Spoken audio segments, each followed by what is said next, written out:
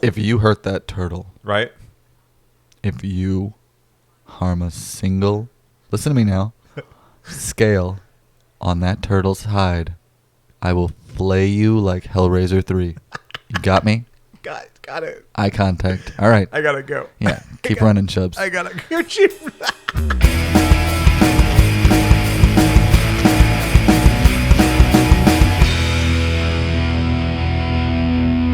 I don't know. It's a horse. What do you think? Wish I could name the horse, man. Yeah. You look so friendly and nice. He does. He's got horns for some reason. I don't know. That's not really explained. Trademark reasons, I'm sure. Maybe. I don't know. I have no idea. If I could name the horse, I would name it Epona.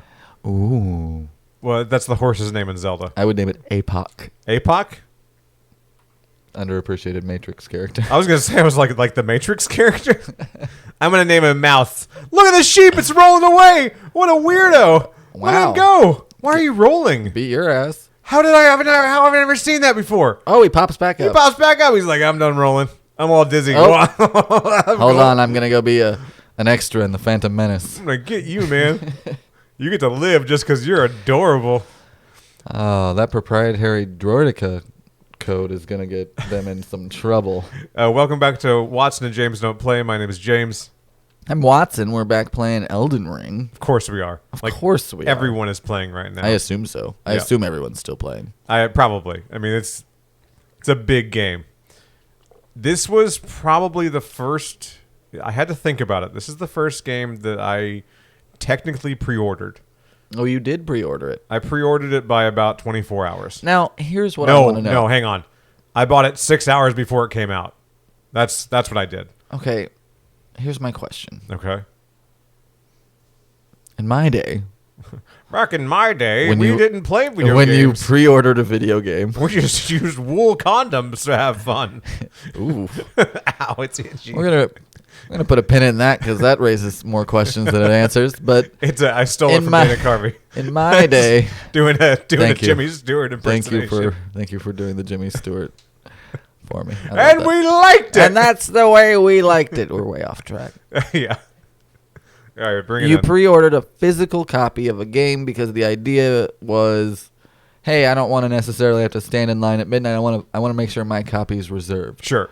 Limited supply, blah blah blah. Yeah, they're not going to run out of It was all fairly straightforward, with presumably unlimited amounts of digital copies of this game. What is the purpose of a pre-order? I wanted to have it pre-installed so I could play it right away. So you did get something of early access, meaning it put itself on your computer and then unlocked at a given time. Kind of. Kind and of. I'll go into that. Like, Okay. I was... No, I got the nervous text of it's been unlocked for 5 minutes. Why can't I play it? Yeah, so it came out on PC. And again, these are just things I don't really get. But yeah, You explain it don't to me. know what I'm talking about? I do. Okay. I get the concept, but I don't understand your love of pain. Anyway, go on. I purchased the game February 24th at 11 a.m. All right. Okay. The game released on PC February 24th at 5 p.m. Mm-hmm. They did kind of a global release Right. for PC. And it said North America was 3 p.m. Pacific Standard Time. And I said, I know what that means. That means 5 o'clock where we are. Right. We're in the Central Time You got Zone. to do a little math there. Just a wee bit of math. And I was like, cool. So it comes out at 5 o'clock. A lifetime of watching network television has taught me. So I went ahead and pre-installed the game. I bought the game, paid the $60, which is, Yeah. it hurt. Feels good, man. I don't do that very Feels often. good. Bend over. Give them your money. Do Right. it. And gave him the $60. Downloaded the game. It's ready to go. The play button on Steam was grayed out. I couldn't play it yet. Right. And I'm like, all right, 5 o'clock. Come on, baby. So there I am. I come back. I set an alarm for like 4:58. Now, how erect are you at this point? Just fully. Fully. All right. Fully. Unabashedly. Go on. It's 4:58. I got 2 minutes to go, right? Leaking pre-cum. 2 minutes to midnight, baby. Yep. 2 minutes to the end of the world. Yep. About to fill up your waistband of your jeans there. 5 p.m. hits. And I'm like, it's happening. It's all coming true. 5:05 rolls around. I text Watson. I said, it is 5:05 p.m. What the hell? Yeah, I'm picturing that scene from Twin Peaks where the horse just shows up in the middle of the living room and like the lights strobe and it all just sort of happens. Like that's what you wanted and it just didn't. And then and then Steam says in all caps unpacking, and I'm like, me too. Me too, into my G. And I'm like, I don't know what that means, but I sure am happy about it. Sure. I guess unpacking is like a term they use to describe the game. So it said, oh, jeez, Yeah. don't die. Unpacking is like them installing it the rest of the way. I didn't know what that meant. I think it means that, like, okay, so if you roll up and bring your software, but don't get it fully ready, right. you're like, I didn't mix with your stuff yet, just in case you want to pull out, baby. But but I'm gonna do it. So finally, as soon as I unpack. at like 5:10, I get to play the game, and I'm Sure. like, it's amazing. And it's everything you hoped it could be, from what I understand. Yeah, and then I went back to like see what other people were thinking about the game, and and the reviews were mixed. And I'm like, hang on, what game are you playing? But why? Then you got to know why. Is it 9 out of 10? Is it 6 out of 10? What are we talking about? And then when they talk about, oh, I didn't like this game, then do they like things that I don't like, and vice versa about the game? It comes down to play style for me at that point. All the negative reviews were about the game's performance. Oh, see, and that's what we touched on a little bit last time. We didn't have any glitches. No, it Ran was smooth as a it's baby's fine. bottom. Unless you're seeing something that I don't see. Unless you're seeing some things, or well, what I saw being talked about was things like frame rate and that kind of thing, where I don't know, I just don't care when it comes to a lot of that kind of thing. It doesn't bother me, I guess. I want the game to run well. I want the game to look good. Sure. I want it to look as good as it can. Sure. I want it to look like whatever the company promises. All that. Like but at the same time, I'm not one of those guys who sits at a monitor and looks at it compared to another monitor and then gets mad and goes on Twitter about it. So to give you some perspective, I love Jedi Fallen Order. Love it. That game is a hot mess. That is yeah. That talk game about- wanted to do a lot of things. You want to talk about a buggy game with weird combat? You shut your mouth.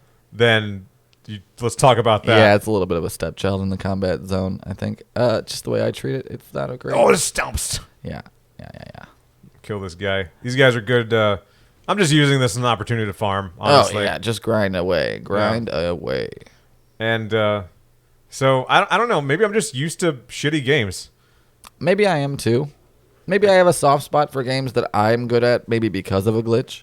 Right. Like, I'm going to take advantage of this poor Like, oh, you don't performance. like this combat? Well, it kind of plays into my strengths, so kind of suck works. it. Kind of works for me. It's kind of where I'm at with a lot of these kind of games where people go, I don't like the way it does this, I don't like the way it does that. Well, I don't play like that, so it doesn't really affect me. Last I checked at the time of this recording, the reviews were back up to mostly positive. I'm sure they'll even out and it'll be a solid B+, A- overall. Man, nerds, they get reactive, they get Nerds, mad. look, that's the term, reactive. It's vinegar and baking soda right now, and once all the foam dies down, you're going to be left with a pretty damn good game. Yeah.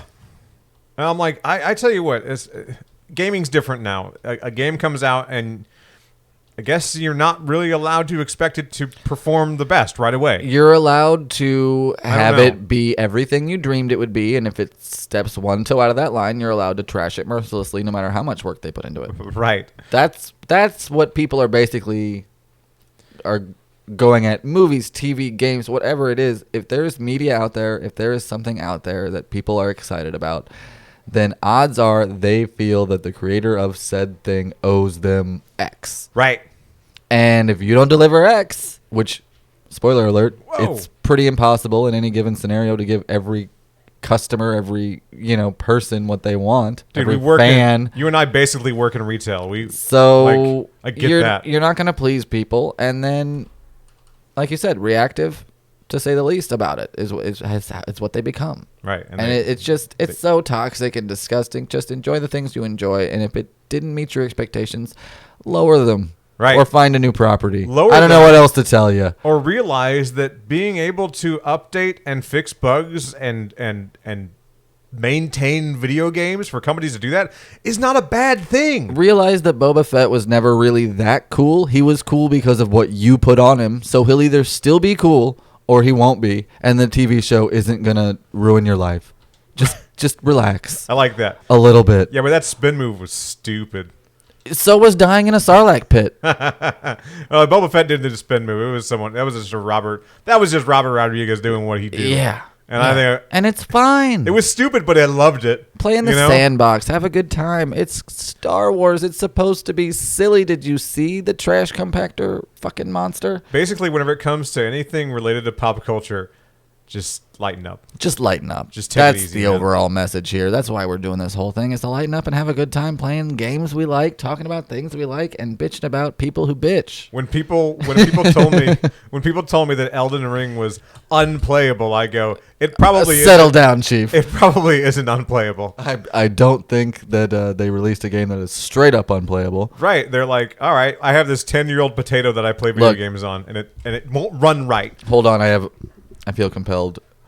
We're laughing like they wouldn't release that game when we know damn well Superman for 64 was released, Oh, and that right. game is unplayable. And they couldn't fix it. All right, so it could happen. It could happen. Do you think if a game like that was released today with the ability to fix it, do you think the developers would have fixed it?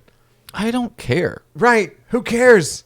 I Look, love that. That's such a good answer. You're looking at I this. Don't care. You're looking at this all wrong. People are going, "Oh, it's a game that doesn't work." Okay, whatever. Here's what I'm saying. What I'm saying is, all that's really happening is you're getting a smaller lag time between what would be stretched out over sequels Sure.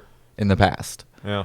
Here's what people don't remember is that when you wanted a new mechanic or a new graphic system or anything to pop up in a game, you had to wait basically for the next generation of consoles to show up. Yeah. And that meant 5 to 10 years between major leaps in advancement. Now, if you want to add something into the game after it's already been released, you can kind of go back in and do that. How are we not ecstatic about that? That's amazing. How is that not awesome?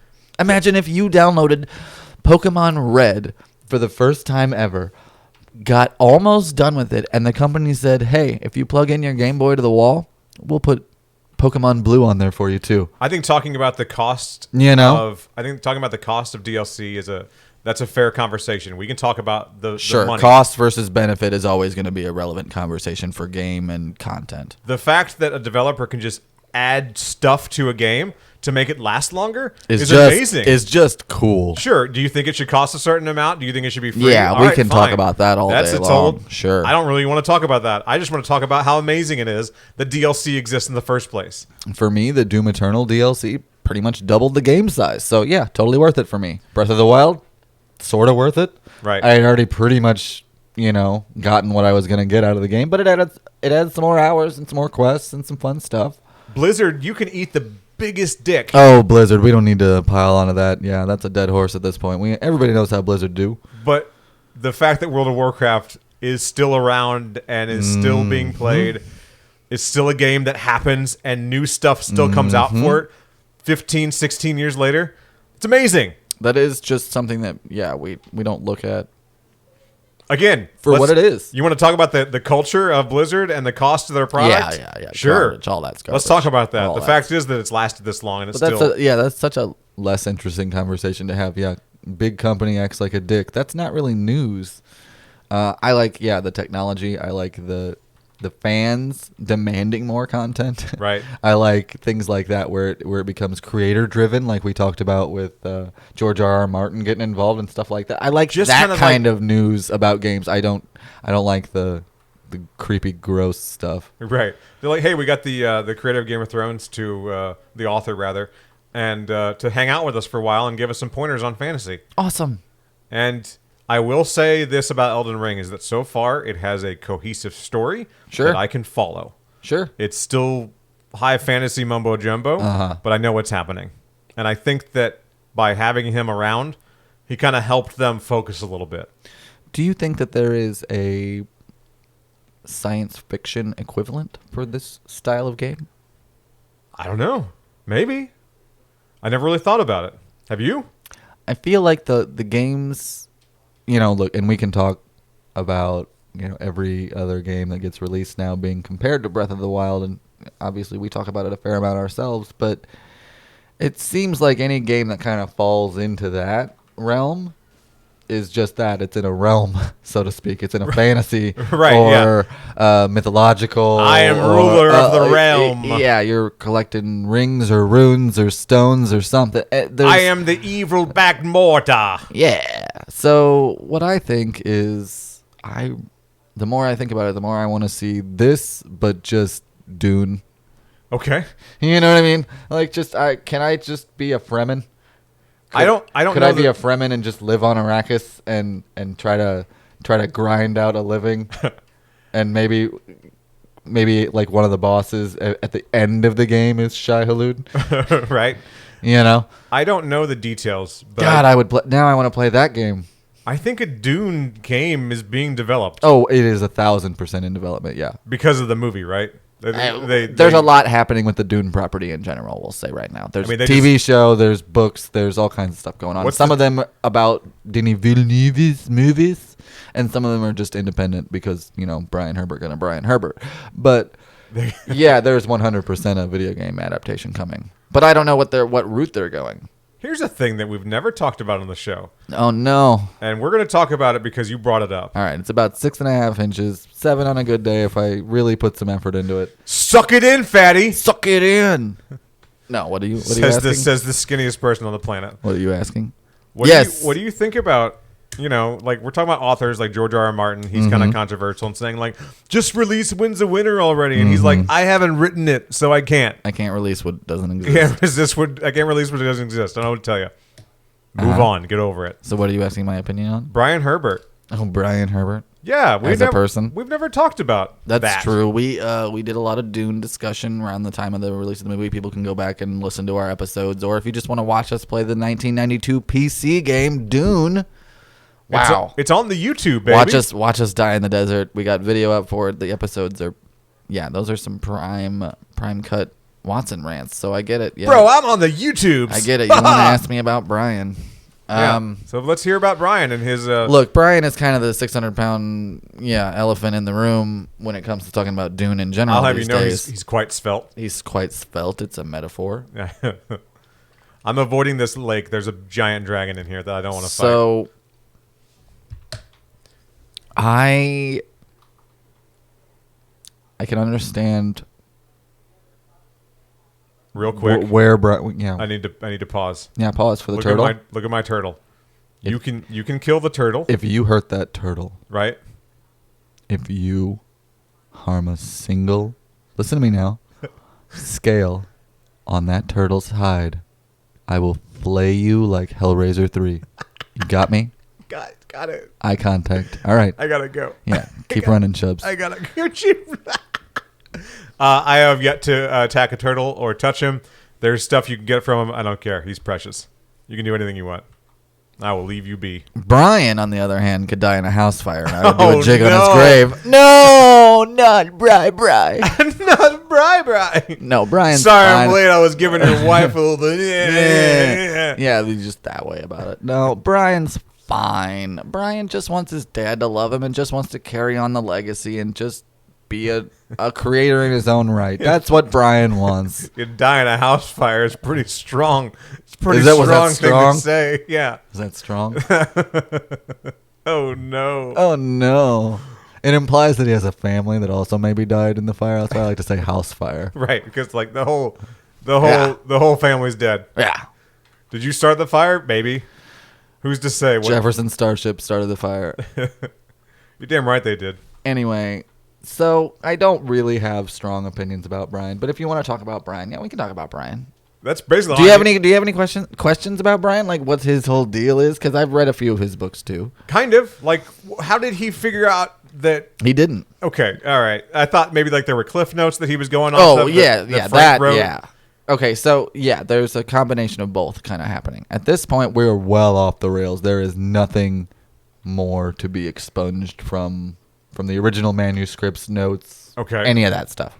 But yes, for a time there was, and it's one of those kind of curious situations where it's almost like I was gonna say Mormonism, but I almost wanted to say something less controversial than Mormonism. But it's that thing where, hey, I have a thing that I can draw information from, but you can't see it. I can draw pictures And too. it may be gold tablets, and it may be a manuscript in a bank vault somewhere that comes to the estate's attention after someone's death. But These are my father's golden plates. yeah, so I mean, you get the mixed metaphor there. The idea being Brian may or may not had his dad's notes, and yeah, so Were they his dad's notes, or did he just make that up? Some, yeah. Here's the blurry line. Bri, Nobody knows where the notes end. Bri, you making shit up? Nobody really knows where the notes end and how much is just Brian and his writing partner. Oh.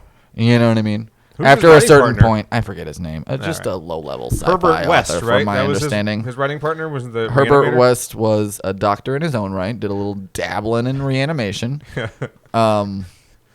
And Dune retelling, in apparently. and Dune retelling. So it just I want to perpetuate the rumor that Herbert West helped Brian Herbert West Redunator. Yes, Absolutely. Redunator. Absolutely. Wonderful. I like that. I like the Dune universe, and I like that Brian's keeping it going. I like that he's kind of the keeper of the flame in that sense because it keeps interest, it keeps books in print. That kind of thing's great. But I don't. Kind of had to. Call I don't him. read his books. Denis Villeneuve had to Did call he? him. Did he? I don't know. Maybe. I doubt He had it. to call somebody. I don't think so. I think that shit's been split up for a long time. Oh wow. Okay. From what I remember, I'm not tracking the rights of who owns the literary owns rights for what? Dune and versus who owns the movie rights for possible adaptations versus who. I imagine at this point Legendary or whoever / Warner Brothers owns most of the Sure. film and TV rights to it. That's- As far as some of the book rights, I think Brian owns some. I'd of say those. that's probably true. Crab eggs, yes. And they're like, okay, idiot, books aren't that popular, so you go ahead and keep those book rights. We're gonna rake in millions with Timothy I am Chalamet. being assaulted by crabs right now. And the Sorry. ash of war. Unsheath yes. it. My favorite, one of my the more interesting parts about Venture Brothers. Oh, that's right. What? It's time for Venture Brothers Corner. I like that. Is them referencing poop and comparing it to Shai Hulud. Or making a push. Yeah. Do you need to push a mess? That is the grossest thing I've ever heard. Push the mess. Do you need to push a mess? No, it's just tinkles, is the reply. It's just tingles. No. Ugh.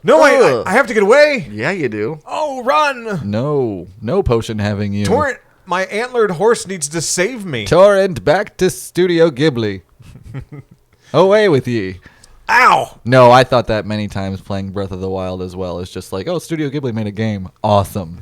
You're right. And that's what happened. Elden Ring is they called Studio Ghibli and said, "Can we use your antlered horse?" And Can they we- said, "Of course." Yeah, we got some course we you got can. some old concept art that we're not using.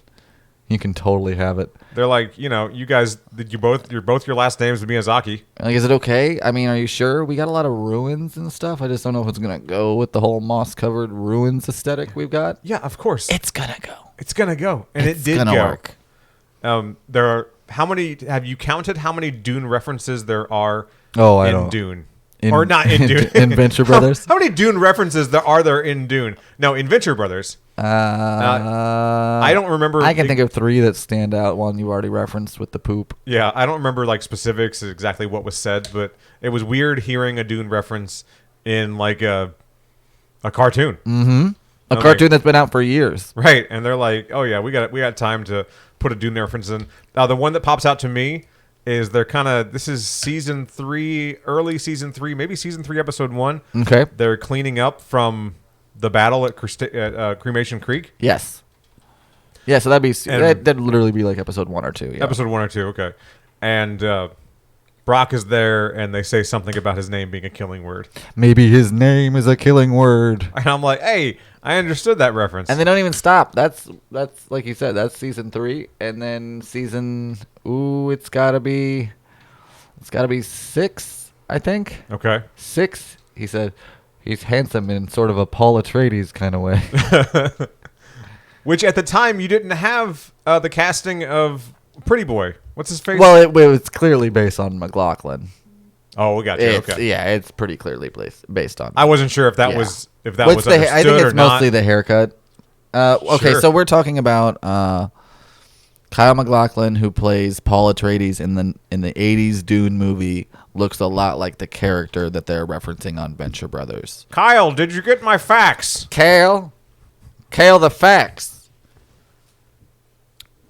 So that's the ones that stand out to me for Dune references. I know there's another one too where he references it, but You don't recall the time. the exact wording escapes me. Yeah, that's all right. But it's Gary. It's Gary again. It's scary, baby. It's Gary referencing. Oh, it's Gary. I thought you said it's scary. No, it's not scary. It's not scary at all. It's Gary. It's fantastic. Agent Henchman 21. Oh, okay, gotcha. Yeah. I kind of forget his name sometimes. Who the fuck is Gary? One of the Monarch's best lines. Oh, so good, so good. Oh, his arc. Oh, This is where I got the curved sword. You go in. There was a portal here. Mm-hmm. You go inside of it, and you fight the forlorn hound. You go inside this Evergoal. Goal. I don't know how to say I don't know it. how to say. Yeah, that's a good It's one. Evergaol. That's some George R.R. Martin stuff right there. He's Excellent. like, we're gonna call it an Evergoal. Can we put a gargle in the middle of this word? I really think it needs a gargle. These guys are my favorite enemies in the whole game. Yeah. They are round rocks. They are focused. That's Onyx from the original Pokemon series. And you see their eye. He blinked. It blinked. I don't like rocks that blink. It's weird, isn't it? That's real unnerving. This is the first time I ever stopped to really look at them. Oh, he did it again. And it's earlier. I didn't like freaky. that. I don't know what this guy's deal is. What are they focused on? That one's crawling at me. That one's like getting up. Oh, I don't like it. Oh. Inchworms, rock inchworms with big eyes. There are places in the game where they're hostile. This is not one of them. Oh, okay. They're just That is terrifying. if you attack them, they explode. Oh, okay. Or they swing around in circles, or they bite you. They're just dicks. Who knows, man? But only if you're mean to them. I'm so burpy tonight. Ugh. Well, take a pause, James. No, I can't. I gotta talk forever. Talk through it. Just Push her down. Do it. Did you kill that eagle? I'm I going enjoy to. the eagles. There's a lot of eagles in this game. Dead. Oh, You that's get a felony. You get stuff from them. That's a federal crime. It's funny. It's So a bald eagle, man. there are very few games that I actually take part in the crafting. Oh, okay, yeah. This game has a crafting option, and I do not take part in it. At least I haven't yet, anyway. That's hilarious. I just sell the stuff that I find. You'll definitely take part in the crafting sooner than later, though. Maybe, I don't know. You will. This game affords so many different play styles. And you're going to go through all of them. And then you're going to craft things. Maybe. Just accept it now. I slapped him. That when there's nothing left to do in this game, you'll be like, all right, let's check out that crafting. Trying to think of some. I've never really. So I'll go on Etsy sometimes, right? Ew. I know. And I get led to Etsy because I Google, I don't know, Bloodborne Mini or something like that. Oh, sure. Where do you get your Venture Brothers swag from? Do you just buy it wherever, or do people make it for you? Because it doesn't seem like it's readily available. It is not. I was going to say, so I was right. Full stop. It is not. Full stop. It is not available anymore. Here's the officially licensed merchandise for Venture Brothers that you can get. You can get the DVD/Blu-rays of the seasons. You can get the art book. You can get some limited edition Comic-Con swag/action figures. Okay. End of list. Oh, that's it, huh? I think they made a first season t-shirt. They did the secret t-shirt club, which was literally the creators trying to make some merch for their own show. We live in a brave new world now, though, where you can make your own merch. So what I do is I go onto the internet and talk to other Venture Brother fans. It's mostly fans. Oh, really? Okay. And I barter and trade with them. Like if I do some vinyl decal work, I'll send that to somebody who sends me back, patches or t-shirts or whatever. This is Patches. Not Patches the horse. Patches okay. like a patch for a jean jacket. Patches will bite you. Patches, stop biting her. All right, Stop it. We're gonna go ahead and put Patches down. You gotta go to the old glue factory there, Patches. Sorry about that. Oh no. That's all right.